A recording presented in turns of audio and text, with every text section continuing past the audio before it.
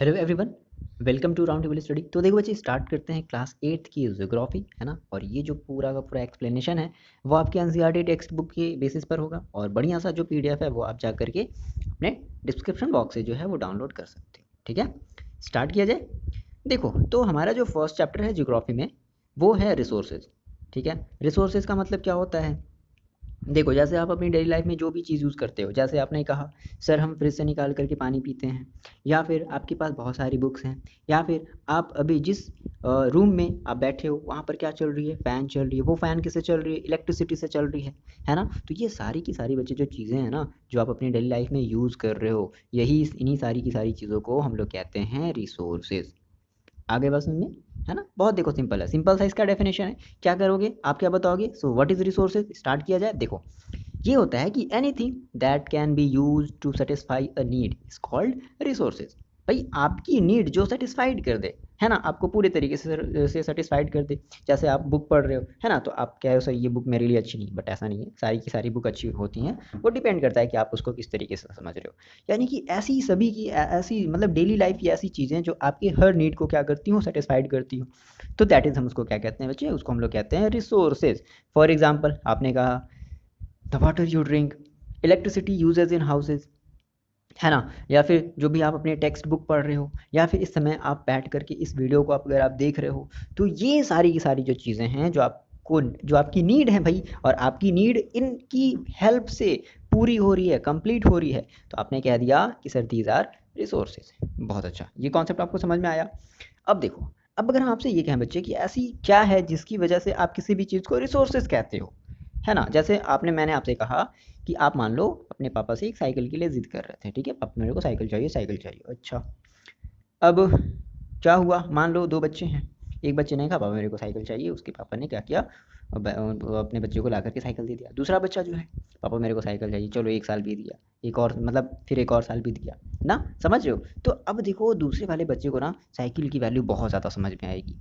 समझ पा रहे हो इस बात को, है ना। दूसरा वाला जो बच्चा है ना, वो अपने साइकिल से लेकर के बहुत ज़्यादा मतलब वो कह सकते हो कि उसका अटैचमेंट साइकिल से बहुत ज़्यादा होगा। क्यों? क्योंकि उसने बहुत ज़्यादा रिक्वेस्ट किया, उसने साइकिल का बहुत ज़्यादा वेट किया, तब जा करके उसको क्या मिला, उसको वो साइकिल मिली।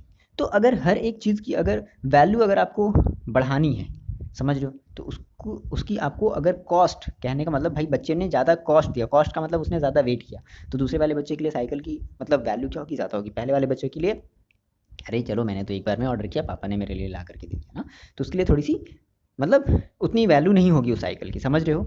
हाँ वो अलग बात है, फर्स्ट टाइम लिया है तो हाँ होगी, वो अलग की बात है। देखो, तो वही हम कहते हैं कि आखिर ऐसी कौन सी चीज़ है जिसकी वजह से आप किसी भी चीज़ को रिसोर्सेज कहते हो। तो वैल्यू, किसी भी चीज़ में, है ना, अगर वैल्यू है किसी भी चीज़ की, अगर वैल्यू, तो हम कहेंगे हाँ भाई ये हमारा एक रिसोर्सेज है। तो how does something became resources, भाई कोई भी चीज़ रिसोर्सेज कैसे हो सकती है। तो सिंपल सा इसका आंसर है कि when the things have a value, मतलब उसमें आप मनी ऐड कर दो, वैल्यू कुछ भी वैल्यू आपने उसमें मनी ऐड कर दिया, और इट्स यूजेस और utility gives it's a value, है ना, मतलब पर्टिकुलर उसकी कोई एक वैल्यू हो, है ना, तो हम कहेंगे कि भाई ये हमारा एक रिसोर्सेज है। और देखो, जितनी भी रिसोर्सेज होती हैं, इवन जितनी भी आप इलेक्ट्रिसिटी, जो भी आप बैठ करके अपने फ़ैन के नीचे जो आपका जो फ़ैन चल रहा है जिससे आपको हवा लग रहा है, फिर आप जिस कूलर में बैठे हुए हो जब भी आप इस वीडियो को देख रहे हो, है ना, या फिर ठंडी का समय है, आप रूम हीटर से अपने हाथ को सेक रहे हो, तो ये जितनी भी चीज़ें बच्चे आप यूज़ कर रहे हो ना, उन सभी की एक वैल्यू है। अपने पापा से पूछना, हम हमेशा क्या करते हैं, इलेक्ट्रिसिटी बिल मंथ के लास्ट में क्या करते हैं, जमा करते हैं, है ना, इलेक्ट्रिसिटी बिल जमा करते हैं। तो भाई क्या हुआ, इसकी एक वैल्यू है। तो जितनी भी रिसोर्सेज है ना, उन सभी की रिसोर्सेज की क्या होती हैं, एक वैल्यू होती हैं। वैल्यू मीन्स वर्थ, ठीक है। तो इस वजह से हम किसी भी चीज़ को रिसोर्सेज कहते हैं। अब कुछ और मोस्ट इंपॉर्टेंट बातें हम जो है अपने रिसोर्सेज के रिगार्डिंग देखते हैं। देखो, कुछ और बातें क्या हैं, जैसे देखो, अब कुछ जो रिसोर्सेज होती हैं वो इकोनॉमिकल, उनकी वैल्यू होती है। इकोनॉमिकल का मतलब क्या होता है बच्चे, पैसे, पैसे वाली वैल्यू होती है। कुछ रिसोर्सेज जो हैं जिनकी वैल्यू पैसे से होती है, एंड कुछ की नहीं होती। फॉर एग्जांपल, जैसे आप अपने छत पर खड़े हो, सुबह सुबह छत पर चले जाओ और सनराइज़ देखो, तो क्या वो सनराइज़ देखने का क्या आपको कॉस्ट लग रहा है? नहीं, आप फ्री ऑफ कॉस्ट देख रहे हो, ठीक है। अच्छा, लेकिन कुछ ऐसी भी चीज़ें होती हैं, जैसे आपने कहा मेटल्स, आप अगर दुकान से किसी मेटल को खरीदने जाओ, किसी रॉड को खरीदने जाओ, है ना, कोई भी इक्विपमेंट खरीदने जाओ तो उसकी क्या होती है, उसकी इकोनॉमिक वैल्यू होती है। इकोनॉमिक का मतलब समझ लो पैसे, आपको पैसे देने पड़ेंगे उसके, बिना पैसे के आप नहीं ले जा सकते। अगर ऐसा होगा ना बिना पैसे के अगर सभी चीज़ें आपको अगर फ्री में मिलने लगी ना, आप बच्चे सोचते हो कि सर किसी भी चीज़ को हमें पैसा क्यों देना पड़ता है। तो अगर ऐसा नहीं होगा ना बच्चे, तो देखो पता है क्या करोगे, आप उसका यूज़ बहुत ज़्यादा करने लगोगे और एक समय ऐसा भी आएगा कि हमारी ये जो रिसोर्सेज है ना वो ख़त्म हो जाएंगे। फिर आपके जो बच्चे होंगे आपके जो, आप जब दादा दादी बनोगे, आप जब पापा बनोगे, तो आपके बच्चों के लिए फिर वो चीज़ें बहुत ज़्यादा मुश्किल क्रिएट करेंगी, मतलब उनको वो चीज़ नहीं मिलेगी। समझ रहे हो, जैसे अभी हम लोग पेट्रोलियम बहुत ज़्यादा यूज़ कर रहे हैं, ये कहा जाता है कि आने वाले जो हैं 50-60 सालों में 70 सालों में जो है पेट्रोलियम वो जो है ख़त्म हो जाएगा, फिनिश हो जाएगा। समझ रहे हो, तो फिर हमारे बच्चे फिर क्या यूज़ करेंगे है ना, तो ये चीज़ है। समझ रहे हो, तो देखो, तो कुछ की चीज़ों की क्या होती है इकोनॉमिक वैल्यू होती है और कुछ की नहीं होती, जैसे कि metal have an economic value. A beautiful landscape, जैसे आप किसी सीनरी को देख रहे हो, है ना, तो उसकी कोई भी इकोनॉमिक वैल्यू नहीं है। अच्छा, लेकिन दोनों ही इम्पोर्टेंट है। आप कह रहे हो आपकी लाइफ में केवल मेटल ही मेटल है, मतलब आप, तो भाई लाइफ हमेशा बोरिंग हो जाएगी। हाँ, अब थोड़ा सा आपको एंटरटेनमेंट चाहिए, है ना, आप जा करके किसी अच्छी अच्छी जगह पर घूमोगे, किसी अच्छे से सीनरी को देखोगे, किसी अच्छे, मतलब इस तरीके से समझ रहे आ रही है बात। तो ये दोनों ही चीज़ें क्या हैं भाई हमारे लिए इम्पॉर्टेंट हैं, है ना। Both are important and satisfy human needs. आप केवल एक चीज़ को लेकर के नहीं कर सकते कि नहीं नहीं हम बस केवल काम करेंगे काम करेंगे काम करेंगे, नहीं, ऐसा नहीं, आपको काम के साथ आराम भी करना है ना, अच्छी अच्छी चीज़ों को देखना है, समझना है ये सारी चीज़ें। चलो कुछ और बातें समझते हैं। देखो, कहता है कि some resources can become economically valuable with time. ये देखो बहुत इंपॉर्टेंट बात बोल दिया। कोई भी रिसोर्सेज है ना, अगर आप उसको छोड़ दो टाइम के साथ, है ना, तो उसकी वैल्यू जो है वो पर्टिकुलर बढ़ती जाती है। फॉर एग्जाम्पल, जैसे देखो आपने सुना होगा गाँव की ज़मीन है ना, आप अपने पापा को ऐसे कभी दूसरों से बात करते हुए सुने होंगे कि हाँ भाई मेरी ज़मीन थी, वो मेरे पापा दादा वादा की थी और अब जो है उसकी वैल्यू बहुत ज़्यादा बढ़ गई है। समझ रहे हो, तो किसी भी रिसोर्सेज की अगर टाइम के साथ, मतलब टाइम के साथ अगर उसको छोड़ दिया जाए, मतलब कि टाइम बीतता चला जाए, तो उस रिसोर्स की जो वैल्यू है वो क्या होती है, हमेशा बढ़ती जाती है। जैसे आपका लैंड भी एक रिसोर्सेज है, मिट्टी सॉयल, है ना, ये सब सारी आपकी रिसोर्सेज है। अभी हम पढ़ेंगे टाइप्स ऑफ रिसोर्सेज में पढ़ेंगे। चलो इतनी बात समझ में आ रही है आपको। अच्छा, देखो अब आपकी एनसीईआरटी बुक में जो एग्जाम्पल दिया है वो ये कह रहा है कि जैसे मान लो हमारी जो दादी माँ होती है ना, ग्रैंड मदर्स, तो उनकी जो होम रेमेडीज़ होती है ना, होम रेमेडीज़ का मतलब समझते हो, जैसे मान लो आपका अचानक से पेट दर्द करने लगा, तो पता नहीं वो क्या क्या बना करके देती हैं, पी लेते हैं, तो भाई पेट का दर्द जो है वो सही हो जाता है। समझ में आ रही बात है ना। कुछ जैसे फीवर टाइप सा लगता है, तो पता नहीं दादी क्या, मतलब कुछ जड़ी बूटी वैसे वैसे लाती हैं, बना करके दे देती हैं, हम सही हो जाते हैं। तो दादी माँ की जो, मतलब जो रेसिपीज़ हैं, मतलब रेसिपीज़ नहीं कह सकते हैं, जो उनकी जो रेमेडीज़ हैं, मतलब कुछ स्पेशल टाइप की कह सकते हो कि वो एक कैसे कह सकते हैं, हाँ कुछ जो स्पेशल है ना, जो वो जानती हैं। तो अब फ़िलहाल तो उनकी क्या है भाई, ऐसा तो नहीं है कि आप दादी ने आपके लिए बना कर खिलाया और आप उनका पैसा देना पड़ा, नहीं ऐसा नहीं है ना, ठीक है। तो उनकी अभी कोई भी कमर्शियल वैल्यू जो है नहीं है, लेकिन दादी ने कहा कि नहीं अब जो है हम इसे क्या करा लें, पेटेंट करा लें। पेटेंट का मतलब देखो क्या बच्चे, जैसे आपने कोई आविष्कार किया, आपने कोई इन्वेंट किया, है ना, और आपने कहा कि नहीं ये जो इन्वेंशन है, आपने उस इन्वेंशन को मेरे अपने नाम कराना। देखो कराना पड़ता है, अगर नहीं कराओगे तो कुछ और भी ऐसे लोग होते हैं जो आपके द्वारा जो आपका मतलब आपने जो भी इन्वेंशन किया है ना, उस इन्वेंशन को वो अपना बनाने लगते हैं कि नहीं नहीं ये तो मैंने किया है, उस बच्चे ने नहीं किया है। ठीक है ना, तो उसको पेटेंट करवाना पड़ता है। पेटेंट अगर आपने एक बार करवा लिया, तो इसका मतलब है कि अगर वो, अगर कोई, अगर उस चीज़ को कोई दूसरा अगर यूज़ करता है, तो आपसे पूछ करके यूज़ करेगा, या फिर आपको उस चीज़ का पैसा देगा, तब आप वो जो है आपके सामान का, आपके इन्वेंशन का यूज़ कर सकता है। अगर नहीं कराओगे पेटेंट, तो वो खुद कह देगा कि नहीं ये तो मैंने डिस्कवर किया है ना, मतलब आप ही को फिर जो है उसका पैसा देना पड़ेगा यूज़ करने के लिए। समझ रहे हो, तो ये सारी चीज़ें होती हैं। तो दादी माँ ने अगर सोचा है कि ये जो मेरी रेमेडीज़ है ना, अगर हम इसको पेटेंट करवा लें and sold by a medical firm, है ना, वो पता नहीं क्या क्या कैसी कैसी दवाइयाँ बनाती हैं जिनकी वजह से हमारी जो पेट है वो सारी चीज़ें सही हो जाती हैं, तो उनको भी क्या, तो उनकी भी क्या मिल जाएगी, उनकी इकोनॉमिक वैल्यू, मतलब अब उस रेमेडीज़ के देखो क्या हो गई, इकोनॉमिकल वैल्यू बढ़ गई, है ना। अभी तक आप जो फ्री में पी रहे थे, अब आपको जो है वो दुकान से जा कर के खरीदना पड़ेगा। समझ रहे हो बात, तो ये होता है ना, मतलब ये सारी चीज़ें आ रही बात समझ में। ओके, देखो, अच्छा, अब क्या है कि हमने ये पढ़ा कि भाई देखो रिसोर्सेज क्या हैं, उनकी वैल्यू होती है, मतलब भाई उनको हमें पैसे देने पड़ते हैं। अच्छा, एक बात और इम्पॉर्टेंट है क्या, कि time and technology are two important factor that can change substances into resources. ये आपका मोस्ट इंपॉर्टेंट पॉइंट है। जैसे ये आपसे क्वेश्चन पूछ सकता है कि what are the two important factor, ठीक है, what are the two important factor,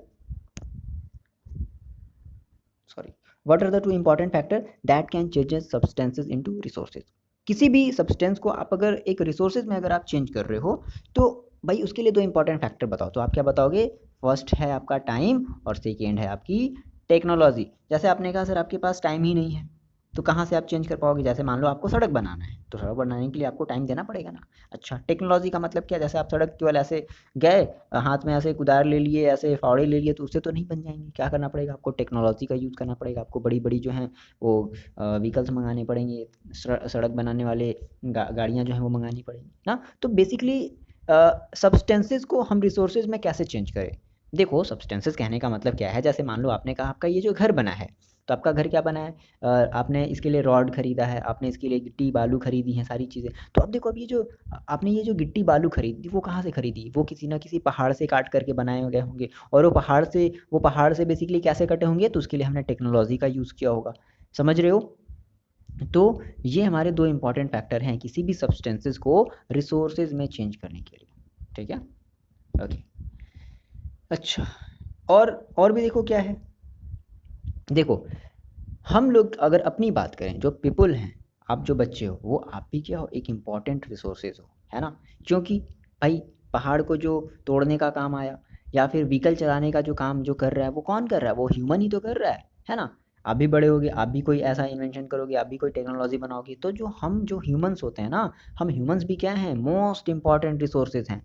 आगे बात समझ में? तो पीपल्स आर देम सेल्व्स, है ना, most important resources because of their ideas, क्योंकि उनके पास आइडियाज़ होते हैं, नॉलेज होती है ना। वो इन्वेंशन करते हैं, मतलब वो आविष्कार करते हैं, एंड बहुत सारी वो क्या करते हैं? डिस्कवरीज करते हैं। अगर ह्यूमंस ही ना रहे तो इन सब, बताओ, ये सब सारी चीज़ें आप देख पाओगे?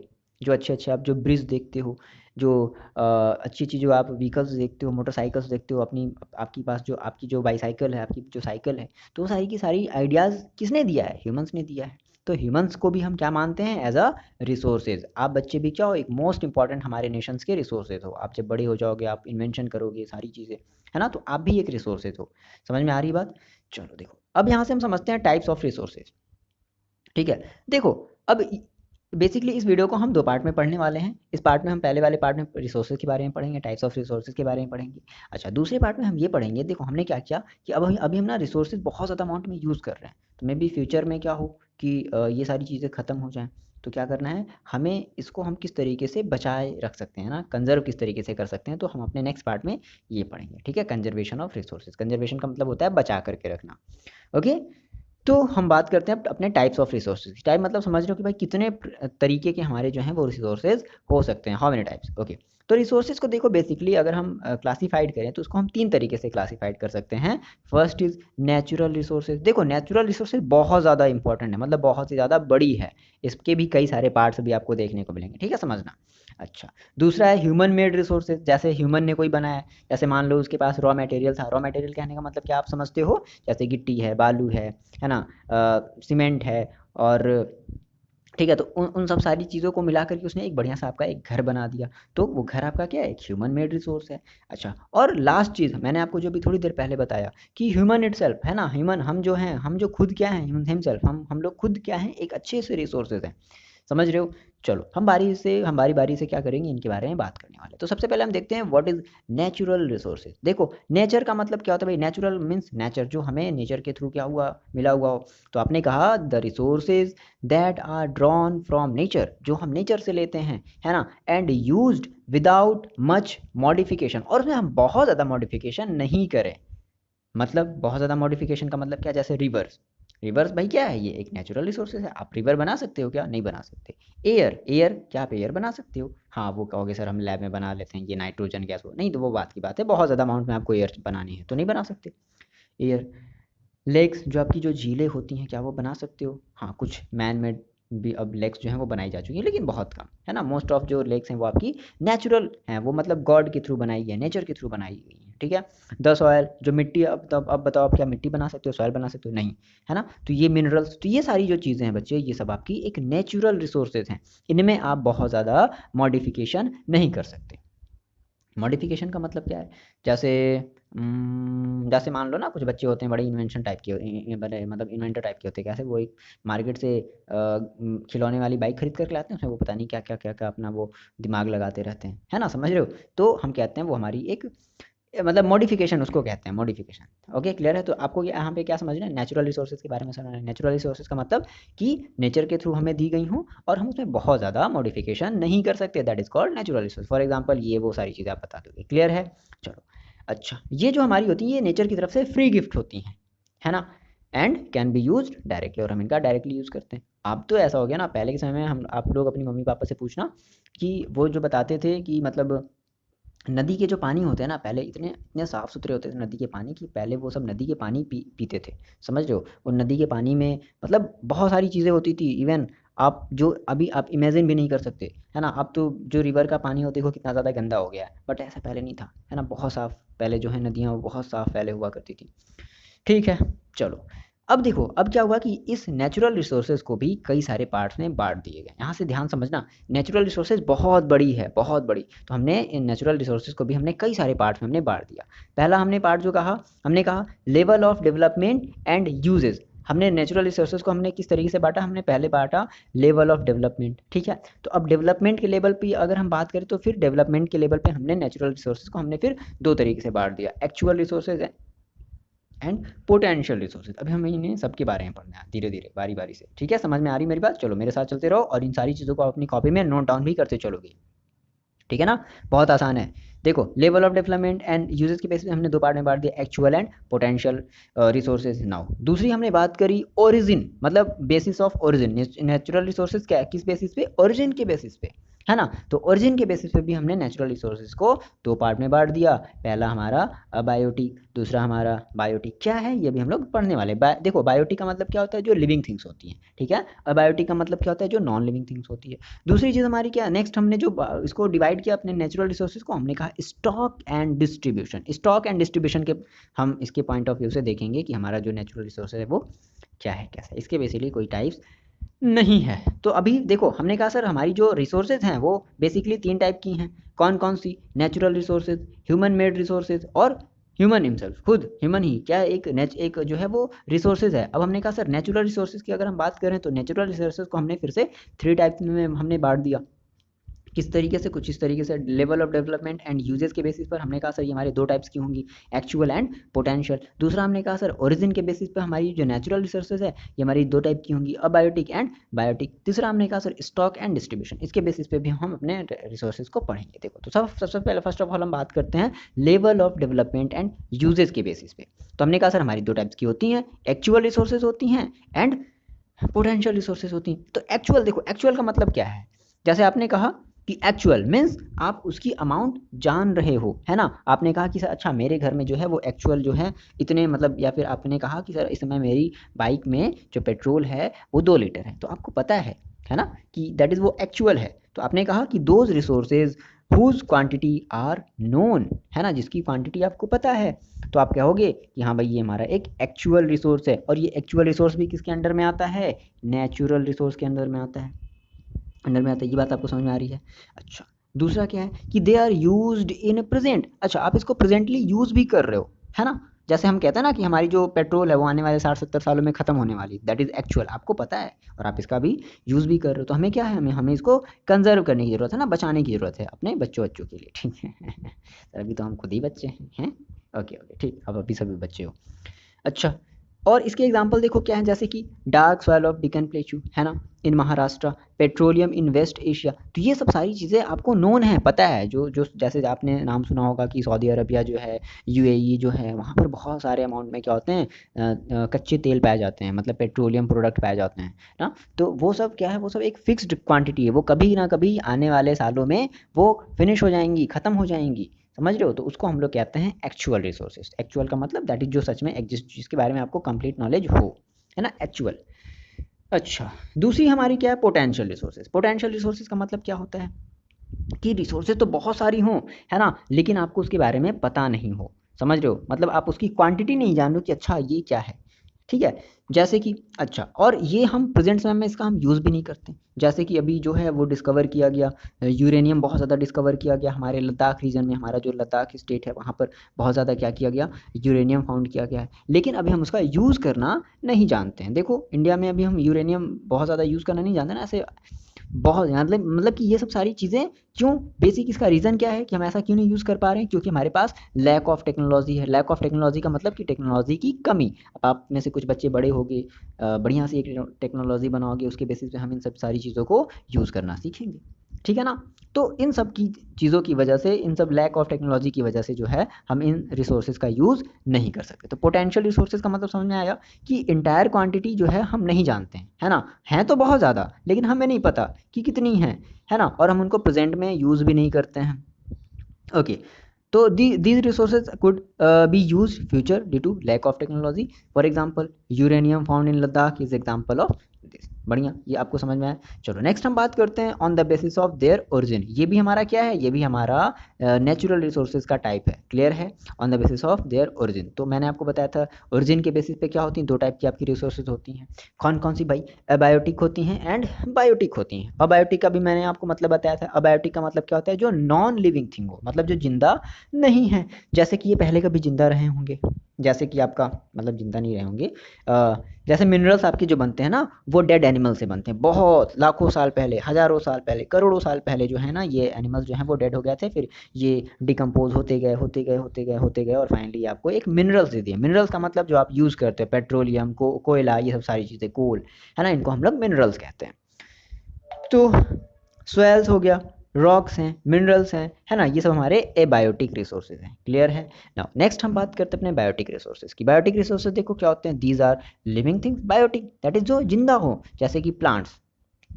आप प्लांट्स का यूज़ करते हो, आप बोलो सर प्लांट्स का यूज़ का क्यों, आप जो बुक पढ़ रहे हो तो वो बुक जो उसके जो पेजेस बने हैं वो किससे बने, प्लांट से ही तो बने हैं।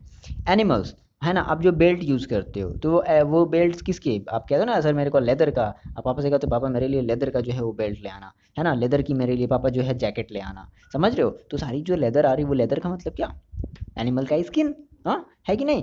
तो वो सारी क्या है, वो सारी हमारे प्लांट्स और एनिमल से ये जो चीज़ें मिलती हैं उनको हम कहते हैं बायोटिक रिसोर्सेज। क्लियर है, इतनी बात समझ में आ रही है। चलो बढ़िया। देखो अब ऐसा हुआ कि एक और ब्रांच आ गई नेचुरल रिसोर्सेज की, जो कि हम ब्रॉडली जो है ना नेचुरल रिसोर्सेज को हम इस तरीके से डिवाइड कर सकते हैं। कैसे, देखो ये एक अलग ब्रांच है, other classification of natural resources. तो हमने कहा सर इस टाइप की हमारे जो, अगर हम क्लासिफिकेशन हम बहुत बड़े लेवल पर कर सकते हैं। कैसे, रीन्यूएबल, नाम याद रखो, रीन्यूएबल एंड नॉन रीन्यूएबल। अब देखो इसका मतलब क्या, जैसे नाम से ही लग रहा है, रीन्यूएबल का मतलब देखो समझ रहे हो, जिसको रिन्यू कर सकते हो। आपने एक बार यूज़ किया, आप उसको फिर से रिन्यू कर सकते हो। जैसे मान लो आपने कभी सोलर पैनल का आपने यूज़ किया है, आपके घरों पे जो सोलर पैनल होता है, ठीक है, धूप लगती है, बैटरी चार्ज होता है, आपकी घर जो है इलेक्ट्रिसिटी आती है, फिर दूसरे दिन फिर से धूप लगता है, फिर से वो चार्ज होता है, फिर से रात में आपके घर इलेक्ट्रिसिटी आती है। तो उस टाइप के जो रिसोर्सेज होते हैं उसको हम लोग कहते हैं रीन्यूएबल, मतलब हम जिसको बार बार फिर से क्या कर दे, रिन्यू कर दे, रिन्यू कर दे, रिन्यू कर दे। ठीक है। नॉन रिन्यूएबल का मतलब भैया आपने अगर एक बार अगर यूज़ कर लिया, ठीक है ना, तो आप दोबारा उसको जो है यूज़ नहीं कर सकते। ठीक है। जैसे मान लो आप अपनी अपने बाइक में आपने 1 लीटर पेट्रोल डलवाया, है ना, तो क्या वो आप 1 लीटर पेट्रोल आपने चलाई बाइक, वो पेट्रोल खत्म हो गई, तो क्या आप उसी दोबारा, क्या आप उसको फिर से यूज़ कर सकते, क्या उसी पेट्रोल को जो आपने खर्च कर दिया, नहीं कर सकते ना। तो उसको हम लोग कहते हैं बच्चे नॉन रिन्यूएबल रिसोर्सेज। क्लियर है। दीज आर रिन्यूएड और रिप्लेनिश्ड क्विकली, है ना, इनको हम आसानी से बदल सकते हैं, फिर से दोबारा यूज़ कर सकते हैं, that is renewable source of energy या फिर रिन्यूएबल रिसोर्सेज। दूसरी हमारी क्या होती है, non renewable resources. Non renewable का मतलब क्या होता है कि भाई दीज आर नॉट रीयूजेबल, हम इसको आसानी से दोबारा यूज नहीं कर सकते। कैसे कर सकते हो बताओ, एक बार आपने पेट्रोल डलाया भाई खत्म, आपको जाकर के दोबारा डलवाना पड़ेगा, दोबारा उसके पैसे देने पड़ेंगे, है ना। अच्छा नेक्स्ट सर और क्या देख लिया जाए, प्रॉपर्टी देखो, these are unlimited in amount, बहुत ज़्यादा अमाउंट में है। आप भाई कितनी सनलाइट यूज़ करोगे, करो करो करो करो, कभी ख़त्म ही नहीं होगा, है ना, आपकी लाइफ टाइम तक नहीं खत्म होगा, इवन आपके बच्चे के बच्चे के बच्चे भी यूज़ करेंगे। समझ रहे हो। अच्छा, these are limited in amount, और ये हमारी अमाउंट में काफ़ी लिमिटेड होती हैं, and they may be exhausted in thousand of year, और मे बी ऐसा कहा जाता है कि आने वाले 1000 साल बाद या 100 साल बाद जो है ये आने वाले समय में ये ख़त्म हो जाएंगी। जैसे देखो अभी पीने की पानी जो बात होती है, पीने की आने वाले समय में जो पीने का पानी है वो बहुत ज़्यादा मतलब उसकी जो अमाउंट ऑफ ड्रिंकेबल वाटर, देखो वाटर तो बहुत है हमारे अर्थ पे, वाटर की प्रॉब्लम नहीं है, लेकिन ड्रिंकेबल वाटर बहुत ही कम है बच्चे, समझ रहे हो मेरी बात। वाटर बहुत ज़्यादा अमाउंट है, समुद्र में चले जाओ, सी में, ओशियंस में, हर जगह क्या है, वाटर है, लेकिन वो वाटर ड्रिंकेबल नहीं है, आप उसे पी नहीं सकते हो, है ना। तो हम कहते हैं सर ड्रिंकेबल अमाउंट की जो कमी है ना, वो आने वाले समय में और ज़्यादा बढ़ती जाएगी, इसलिए कहते हैं ना सेव द वाटर क्यों कहा जाता है, ठीक है। तो इसके एग्जांपल जैसे क्या हो जाएंगे, रिन्यूएबल सोर्सेज में जैसे वाटर हमारा है, वाटर में सारी चीज़ें है ना, इवन वाटर, ड्रिंकेबल वाटर की ही यहाँ पे बात हो रही है, तो वाटर हो गया, सॉयल हो गया, सनलाइट हो गया, ठीक है, ये सब हमारे क्या हैं, ये सब हमारे रिन्यूएबल सोर्सेज हैं। अच्छा, नॉन रिन्यूएबल सोर्सेज में एक अगर आप एग्जांपल को देखो तो जैसे कहते हो आप कोल है, पेट्रोलियम है, नेचुरल गैसेज है, तो ईटीसी दीज आर हमारे क्या हैं, नॉन रिन्यूएबल सोर्सेज हैं। चलो इतनी बात आपको समझ में आ रही है। अच्छा जी, ओके, देखो, अच्छा यहाँ पर एक इम्पॉर्टेंट चीज़ है, एक इम्पॉर्टेंट यहाँ से आपका ये एक क्वेश्चन बना सकता है कि what are the important factor that affect the distribution of natural resources. देखो, कहने का मतलब क्या है, जैसे आप देखते हो कि जो झारखंड हमारा स्टेट है ना, तो झारखंड स्टेट में क्या होता है, वहाँ पे कोयला बहुत ज़्यादा अमाउंट में पाया जाता है, कोल बहुत ज़्यादा अमाउंट में पाया जाता है, ठीक है। हर स्टेट की अपनी एक अलग अलग वहाँ पे एक अलग अलग टाइप का जो है वो रिसोर्सेज मिलता है। तो इसका रीज़न क्या है, ऐसे ऐसे क्या फैक्टर है भाई कि झारखंड में कोयला बहुत ज़्यादा मिलता है, या फिर वहाँ पर जो है आयरन जो है बहुत ज़्यादा मिल रहा है, तो इनका बेसिक रीज़न क्या है। तो देखो, इसका जो बेसिक रीज़न होता है वो हमारी जो अर्थ है ना, उसका शेप, उसका फिजिकल जो है स्ट्रक्चर है, जैसे कि मतलब टेरेन, जैसे कहीं बहुत ज़्यादा पहाड़ है, कहीं बहुत ज़्यादा खाई है, ठीक है, क्लाइमेट वहाँ की कुछ और है ना। जैसे आप अभी मुंबई चले जाओ तो वहाँ पे बहुत ज़्यादा गर्मी लग रही होगी, या फिर कहीं आप जैसे केरला चले जाओ तो वहाँ पे बारिश बहुत ज़्यादा हो रही है ना। तो एल्टीट्यूड मतलब हाइट जो है वो बहुत ज़्यादा क्या होती है हमारे अर्थ पे, ये बहुत ज़्यादा चेंज होती है ना। तो इसकी वजह से हमारा ये जो मतलब रिसोर्सेज का ये जो डिस्ट्रीब्यूशन है वो हर जगह अलग अलग होता है, कहीं बहुत ज़्यादा कम अमाउंट में, कहीं बहुत ज़्यादा ज़्यादा अमाउंट में, तो ये सब सारी चीज़ें ऐसे ही पाई जाती हैं, ठीक है ना। तो ये हमने बात कर ली अपने नेचुरल रिसोर्सेज। क्लियर है यहाँ तक अभी आपका, अभी केवल हमें 3 टाइप की हमने रिसोर्सेज पढ़ी ना, natural resources, human made resources और मैन रिसोर्सेज, मतलब मैन भी खुद हैं, मैन भी खुद क्या है, हम लोग भी खुद क्या है, एक रिसोर्सेज हैं। अच्छा, तो हमने बात करी देखो, अब हम बात करते हैं अपने ह्यूमन मेड रिसोर्सेज की बात करते हैं। ह्यूमन मेड मतलब मैंने आपको पहले ही बताया, ह्यूमन मेड का मतलब क्या है कि ऐसी चीज़ें जो ह्यूमंस बनाते हो, जैसे कि आपने कहा the natural resources to make buildings, bridge and roads, machinery and vehicles are known as human made resources. ये सब ह्यूमन के थ्रू बनाई गई हैं, तो हम इनको क्या कहेंगे भाई, इनको हम कहेंगे human made resources. For example आपने कहा जो आपकी जो बिल्डिंग्स है, आपकी जो घर हैं, ब्रिजेज़ हैं, आपकी आपकी है ना, बहुत सारी चीज़ें ऐसे जो रोड्स हैं, मशीनरीज़ हैं, बहुत बड़े बड़े जो मशीन होते हैं, जो बहुत बड़े बड़े जो व्हीकल्स होते हैं, गाड़ियाँ होती हैं, है ना, आपकी जो साइकिल हैं, ये सारी की सारी चीज़ें क्या हैं, ये सभी की सभी चीज़ें ह्यूमंस के द्वारा बनाई गई हैं, ह्यूमंस के थ्रू बनाई गई हैं, तो इसलिए हम इनको क्या कहते हैं, ह्यूमन मेड रिसोर्सेज कहते हैं। अच्छा, अब देखो, टेक्नोलॉजी एक बहुत बड़ा टूल है किसके लिए, ह्यूमन मेड रिसोर्सेज के लिए, है ना। अगर टेक्नोलॉजी नहीं है तो बेसिकली ह्यूमंस जो हैं वो बहुत ज़्यादा अमाउंट में रिसोर्सेज को नहीं बना सकेंगे, मतलब ह्यूमन मेड रिसोर्सेज बहुत ज़्यादा अमाउंट में वो नहीं बना सकेंगे। तो टेक्नोलॉजी एक मोस्ट इंपॉर्टेंट फैक्टर है ना, किसी भी सब्सटेंस, किसी भी रिसोर्सेज को एक यूज़फुल सब्सटेंस को, किसी भी सब्सटेंस को एक यूज़फुल रिसोर्स में बनाने के लिए। ओके, ठीक है। तो आप यहाँ से टेक्नोलॉजी का एक मतलब समझो, बेसिकली टेक्नोलॉजी का मतलब क्या होता है कि जिसके बेसिस पे है ना, एक ऐसा नॉलेज है, एक ऐसा लेटेस्ट नॉलेज जिसके बेसिस पे आप चीज़ों को बहुत ही अच्छे तरीके से है ना कर सकते हो, दैट इज़ कॉल्ड टेक्नोलॉजी, ठीक है।